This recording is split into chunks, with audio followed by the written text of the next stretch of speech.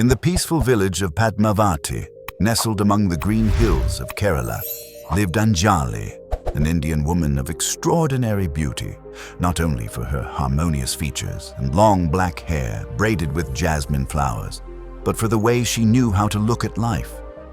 She had no husband, no children, and lived alone in a small house with white walls and a red-tiled roof. Behind her house, she had a small vegetable garden, which she tended every day with patience and love.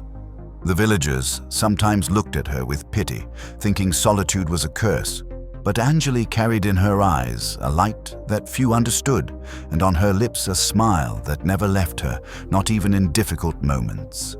One year, the rains were late, and the harvest began to dwindle. The wells sank lower, the markets emptied, and fear spread like a shadow. Many complained and shut themselves indoors, but every morning, Anjali went to her garden, gathered the few vegetables that still managed to grow, and instead of keeping them for herself, she took them to her neighbors. In the small pen behind her house, she also kept a cow, from which she took the milk she needed, and whatever was left, she gave to the needy and the elderly in the village. One day, while rummaging through an old trunk, she found a diary she had filled with poems and drawings as a young girl. Those pages made her realize that there was still beauty and creativity to make bloom, even in times of drought. She decided to organize a special evening in her courtyard, lit with salt lamps and old oil lanterns. She invited everyone, asking for nothing in return. On the evening of the gathering, women arrived with stories to tell, children ready to sing, and a young man with an old guitar.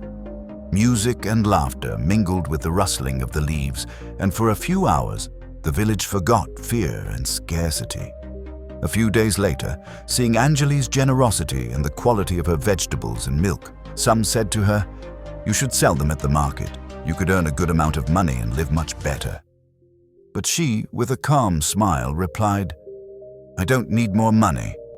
I already have what I need, and the little I possess, if shared, is worth more than gold."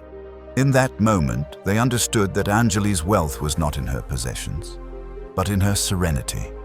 When, months later, the rains returned and the fields bloomed again, the people continued to gather in Anjali's courtyard, turning it into a beating heart of friendship.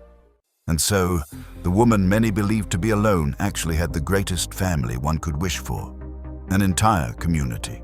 Remember always, happiness is not born from having more, but from learning to want less and recognizing the value of what we already have.